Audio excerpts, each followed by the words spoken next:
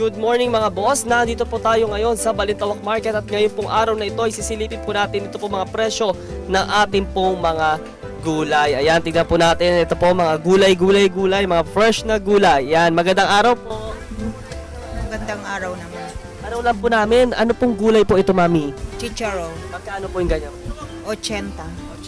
Ayan, dito po sa ating po mga pechay bagay po magkano? 30. Dito naman po sa ating po, ano po ito? Broccoli, Broccoli, mga boss, magkano po? 40. Bintahan. Pero yan, mura na lang yan. Yung ating po mga carrots, nasa magkano po? 20. Olyo po. 25. Ano po ba yan? Parang kasi Hindi. Nagagawa po kami ng halo-halong gulay. magkano po yung biro? 25 ang kilo. Mixed vegetable. Ano para po saan po yan? Chop suey. Ah, Ganun. sa mga chops. Mahilig po ba kayo sa chops? Opo. Dito rin po sa iyo. Opo. Ayan. Ano pagkano lang po ito sa mga... Young corn, 10. Oh, so diba? Ito po, ano po ito? Baggy beans, Magkano po? 20. Ito po sa mga Bell pepper, Magkano po? 40.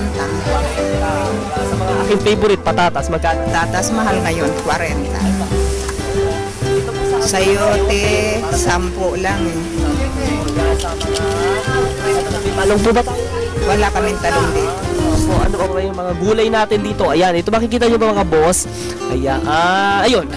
Mami, ano po ba yun? Parang yung kamukha ng broccoli pero puti. Cauliflower, ganito yun. Magkano po? 50 ang kilo. Ang kilo. Yan, mami, anyayahan nyo po yung mga boss natin na mamili po dito sa Balintawak.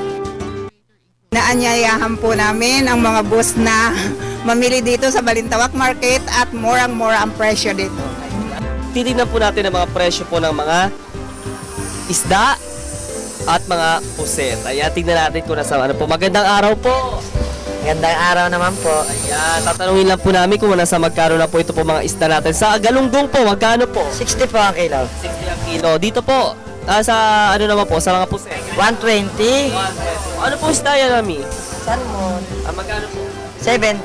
7. Ayan, dito po, sa ano po? Saan po ang tulingan? Tulingan sa daan po. Ayan, dito po sa atin po mga bangus magkano? Ay, sandaan, may 120, may 130. Particular po nang gagaling po yung atin po mga isda. Malabon.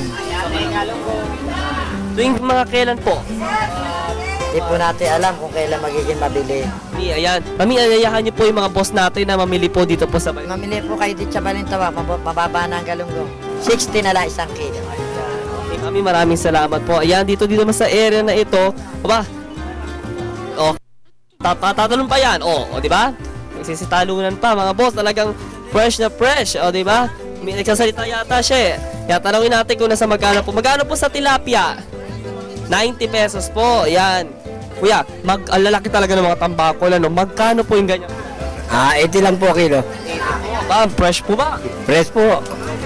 Ito po, ano po ba ito po? Tambakol din po. Tambakol. Pero hati na siya. Hati na po. Naka-slice na po. Magkano po yung ganyan po? 120 po kilo. Dito din po. 50 lang po kilo ulo. Kuya, ano po bang benefits ng pagkain ng isda sa tao? Masustansya po. Masustansya po talaga. Okay, tignan ito mga boss. Talagang fresh na fresh. Diba? Talaga nagtatalo na ng mga isda natin na naandito. Okay, dito naman sa area na ito. Yan. Magandang araw po.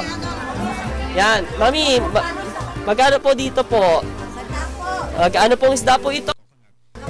Talagang bukid. Yan, dito po. Magkano po dito po?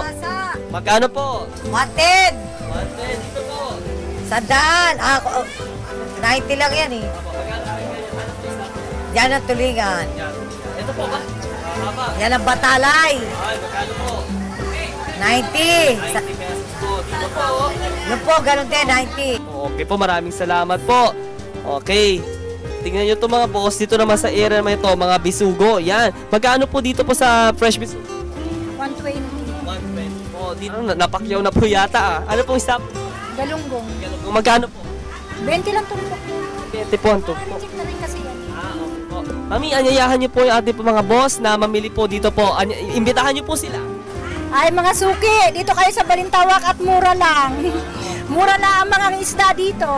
Nakasama po ang ating po mga suki na nandito pa rin po sa Balintawak Market sa mga presyo po ng mga Sariwang isda at mga talagang sariwang sariwa para sa bayan. Ako po si Julius Disamburon.